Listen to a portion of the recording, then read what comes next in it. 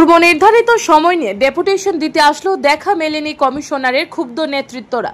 সম্প্রতি বন্যায় পরবর্তী সময়ে যে অবস্থা, বিভিন্ন নদীর আশপাশ এলাকাগুলি বেহাল অবস্থা, সেই বিষয়ে ভারতীয় কমিউনিস্ট পার্টির সদর মহকুমা কমিটির উদ্যোগে উত্তর জোনাল পৌর নিগমের কমিশনার নিকট ডেপুটেশন প্রদান।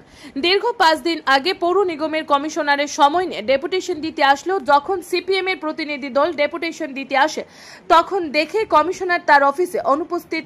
তিনি নাকি কোনো এক মিটিং এ চলে গেছে। সেই বিষয় নিয়ে ক্ষুব্ধ সিপিআইএম এর নেতৃত্বরা। ব্যুরো রিপোর্ট, আর এ ধর্মনগর। এরকম একটা ছেড়ে মানে এরকম বয়ে থাকি মানে যতক্ষণ না একবার তোর মতো বয়ে থাকুন না না, এটা আমার মনে হচ্ছে ভালো লাগছে না ব্যাপারটা আসলে। তাহলে পার্টির লোক একটু কথা বলি না না, ঠিক আছে আমি আপনারা কথা বলেছেন তো আমাদের যদি ইনফরমেশন দিত, ফোন নাম্বার আছে আমাদের যদি একটা ইনফরমেশন দিত, ফোন নাম্বার, যে 1 ঘন্টা 2 ঘন্টা পরে আমরা প্রোগ্রাম করে পরবর্তী সময় আমরা করতাম, আমরা করে আইতাম, অসুবিধা আছে? আমরা আগামীকালকে আইতাম, কথা বিধান করে অসুবিধা ছিল না। কিন্তু রেফারেন্স দুইজন তারা কথা শুনে রাখতো, তারা মানে শোনার পরে ওনার কাছে ব্রিফ করবো, বিষয়টা ভালো লাগছে না।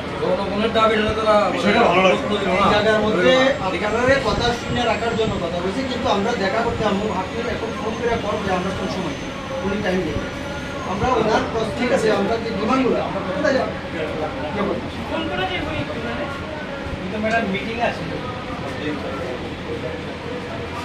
আসলে আমার সঙ্গে তিনবার ফোনে কথা বলছি। ঘটনা হচ্ছে আমাদের এই যে জনগণের আশ্বাসনের এই দাবিগুলি তাদের শোনার সেই মানসিকতা নেই, ইচ্ছা নেই। আমরা চাইছিলাম সহযোগিতার ভিত্তিতে এই সময়ে মানুষ যে অবস্থায় আছে এগুলি সমাধান কিভাবে করা যায়, এই জিনিসটা নিয়ে আজকে থেকে 4 দিন আগে আমাদের ডেপুটেশনের টাইম ঠিক হয়। আসলে সদর মহকুমার 3টি জোনেই এই ডেপুটেশন দেওয়া হবে বিভিন্ন স্থানীয় ইস্যুতে, এবং পাশাপাশি বন্যা কবলিত এলাকাগুলিতে বিভিন্ন সমস্যা নিয়ে আজকে এই ডেপুটেশন। তারই অঙ্গ হিসেবে আমরা আজকে এখানে ডেপুটেশন দিচ্ছি। 4 দিন আগে জোনাল অফিসারের সঙ্গে কথা হয়েছিল এবং উনি নিজে সময় দিয়েছেন 4টে থেকে 4:30-এর মধ্যে উনি আসবেন। তারপর আমরা ওনাকে লেটার দিই। তারপর কালকেও কথা হয়েছে, উনি বলেছেন যে উনি থাকবেন। সেই মতোই আমরা এসছি, এসে তো আজকে দেখলাম যে উনি নেই। উনার সঙ্গে আমরা ফোনে যোগাযোগ করি, উনি বলেছেন যে এখন মিটিং আছে। আমরা বলেছি যে প্রয়োজন বোধে আমরা 2 ঘন্টা 3 ঘন্টা 4 ঘন্টা পর্যন্ত ওয়েট করব। উনি যতক্ষণ পর্যন্ত না আসবেন আমরা এখানে বসে থাকবো, কারণ জনগণের দাবি সেগুলো আমরা আজকে উনার সঙ্গে কথা বলি। কারণ এমন কিছু দাবি আছে যেগুলো মিউনিসিপালিটি সংক্রান্ত, মিউনিসিপালিটি সেগুলো মানে সেই সমস্যাগুলি সংশোধন করতে পারে। এখন উনি যদি না থাকেন তাইলে সেই দাবিগুলো আমরা কার কাছে রাখবো? উনি বলছেন যে এগুলো দিয়ে যেতে, রেখে গেছেন 2 জনকে, কিন্তু উনারা কি বুঝবেন আমাদের কথা? জোনাল অফিসার থাকলে যতটুকু গুরুত্ব দিয়ে উনি শুনতেন বা আমরা বলতাম, আজকে ওদের ওনার যারা আছেন ওনাদের কাছে আমরা পেপারস গুলি দিয়ে যাব, তাতে লাভ হলো কি? আমরা তো এসছি জনগণের সমস্যাগুলো নিয়ে ওনার সঙ্গে কথা বলতে। তার জন্য আমাদের ডিসিশন এটাই হয়েছে যে আমরা এখানে বসবো, উনি যতক্ষণ পর্যন্ত না আসেন। আমরা আমাদের দাবি ওনাদের কাছেই শুনিয়ে, ওনার কাছেই শুনিয়ে তারপর আমরা এখান থেকে যাব। আপনারা তো আগে টাইম নিয়েছেন, সময় নিয়েছেন? টাইম নিয়েছি। কি টাইমে দিয়েছিল? টাইম 4 থেকে 4:30। তো এখন আপনি গতকালকেও কথা হয়েছিল, উনি বলেছেন যে আসুন আপনারা। উনি বলেছেন যে এটা কি প্রতিনিধিত্বমূলক ডেপুটেশন না মাস ডেপুটেশন? আমরা বলেছি যে মাস ডেপুটেশন। তো এখন এসে দেখলেন নাই, মানে কি কোনো অন্য কোনো কারণ হতে পারে বলতে মনে হচ্ছে? হতেই পারে, যেটা সারা রাজ্যে এখন চলছে। ডেপুটেশন আমরা দিতে যাচ্ছি বিভিন্ন জায়গায়, গিয়ে দেখছি যে অফিসার নেই। সেটাই হয়েছে, তারই রিপিটেশন এখানেও হয়েছে। এটা মানে এখন ত্রিপুরা রাজ্যের কালচার হয়ে দাঁড়িয়েছে এটা। এখন কি আপনারা ওয়েট করবেন? নিশ্চয়ই আমরা ওয়েট করব। যখন না আসে তো আপনার বলছিলাম হ্যাঁ, যতক্ষণ পর্যন্ত নাকি বসে থাকবেন। হ্যাঁ নিশ্চয়ই উনার সঙ্গে কথা হচ্ছে। আমাদের বক্তব্য হচ্ছে উনি যদি ডেপুটেশনটা না নিতেন, উনি বলতেন আমার ফোন নাম্বার আছে উনার কাছে, উনি ফোন করে বলতে পারতেন যে আমার মিটিং পড়েছে, আর্জেন্ট মিটিং, আমি থাকতে পারছি না, আমার সাবঅর্ডিনেট কেউ আছে, উনি নেবেন। কিন্তু না, তা তো বলেননি উনি। আমরা এসে দেখলাম উনি নেই, তাহলে আমাদের ওয়েট করতেই হয়।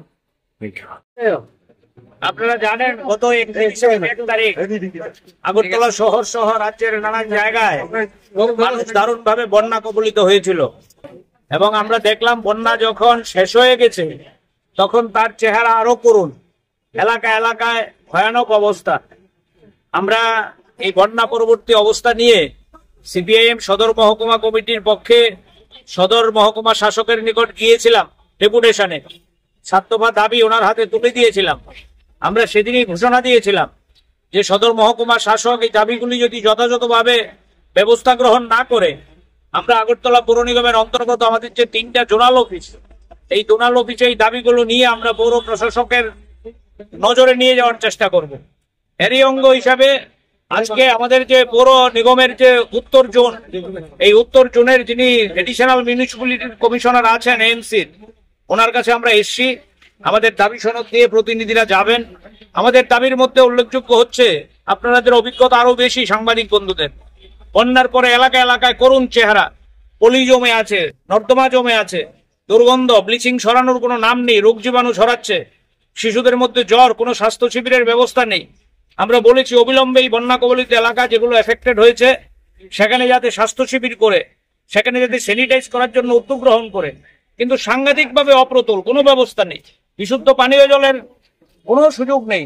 বিশুদ্ধ পানীয় জল না খেয়ে পেটের রোগ ছড়াচ্ছে, কিন্তু সরকার, পৌর নিগম কোনো নজর দিচ্ছে না। কিন্তু তারা বলছে তারা triple engine, double engine, flex লাগাচ্ছে, প্রচার করছে। শুধু তাই না, ড্রেনের অবস্থা, কৃষি জমির অবস্থা, পুকুর, কৃষক, আমাদের যারা মৎস্য চাষী, প্রচুর পুকুর জলে ভেসে গেছে, তাদের কোনো সরকারি সাহায্য নেই। আমরা ডিমান্ড আপনাদের কাছে তুলে দেব এই দাবিগুলি। আমরা বলেছি যে কৃষকরা যে ক্ষতিগ্রস্ত হয়েছে তাদেরকে ক্ষতিপূরণ দাও, যারা মৎস্যজীবী ক্ষতিগ্রস্ত হয়েছে তাদেরকে ক্ষতিপূরণ দাও, বিভিন্ন জনের ঘর ভেঙেছে, বাড়ি ভেঙেছে, দোকান ভেঙেছে, তাদেরকে ক্ষতিপূরণ দাও। এবং এই ক্ষতিপূরণ দেওয়ার ক্ষেত্রে কোনো রাজনীতি চলবে না। আজকেও আমরা খবরের কাগজে দেখেছি 1 বছর আগে বন্যা হয়েছে, এখনো ক্ষতিগ্রস্তরা সাহায্য পাননি। তখন এখানে কি হবে আমরা বুঝতেই পারছি। এই নিয়েই আমরা এসছি সরকারের নজরে নেওয়ার জন্য।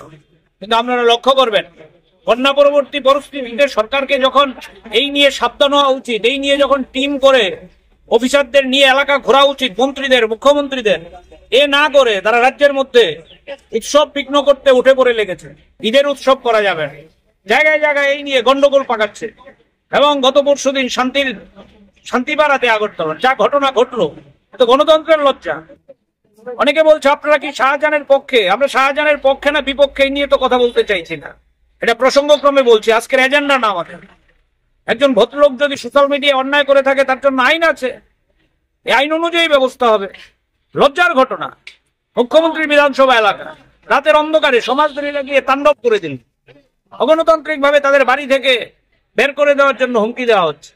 আমি ঘটনা প্রসঙ্গে বললাম এই কারণে, সরকারের যখন নজর দেওয়া উচিত বন্যা দুর্গতদের সাহায্যার্থে, এদিকে নজর না দিয়ে তারা রাজ্যের উৎসব যখন আনন্দে করার কথা একটা সম্প্রদায়ের, এই উৎসবের মধ্যে বাধা দিচ্ছে। এই নিয়ে যারা কথা বলছে তাদের বাড়িতে হামলা করছে, পুলিশকে চাপ দিচ্ছে, অপরাধীরা ঘুরে বেড়াচ্ছে আর পুলিশকে চাপ দিচ্ছে ভালো মানুষকে ধরে নিয়ে যাও। বৃদ্ধ একটা ভদ্রলোক, ওনাকে কারাগারে পাঠিয়ে দিয়েছে। এটা কোন রাজ্য? এটা কোথায় বাস করছি আমরা? আইন শৃঙ্খলার লেশ মাত্র নেই। এই নিয়েই দেখেছেন আপনারা আজকে এই প্রচন্ড তাপদাহ। এই তাপদাহের মধ্যে আমাদের বন্ধুদেরকে আটকে রাখতে পারেনি, তারা মিছিল করে এখানে এসছেন। আমাদের প্রতিনিধিরা এখানে যাবেন, নিশ্চয়ই প্রতিনিধি দলের পক্ষে অফিসার সাহেব কি বললেন এই নিয়ে আপনারা জানবেন।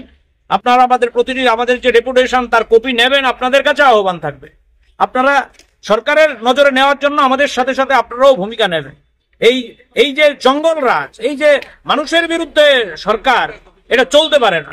মানুষে এটা সুরাহা করবে, এই কারণেই আমরা গণ ডেপুটেশনে সামিল হয়েছি। ওদিন আমরা প্রতিনিধি দল নিয়ে গেছিলাম, আজকে মানুষকে নিয়ে সামিল হয়েছে। আপনাদের জানার জন্য বলছি, আগামীকাল পূর্ব জোনালে আমরা এইভাবে গণ ডেপুটেশন দেব। 13 তারিখ আমরা সিদ্ধান্ত করেছি আমাদের সেন্ট্রাল জোনে আমরা এই গণ ডেপুটেশনে সামিল হব। এই গণ ডেপুটেশনের মধ্য দিয়ে যদি সরকারের হুঁশ না ফিরে, আমাদের আরো বৃহত্তর আন্দোলনে যেতে হবে। আন্দোলনে এটা রাস্তা।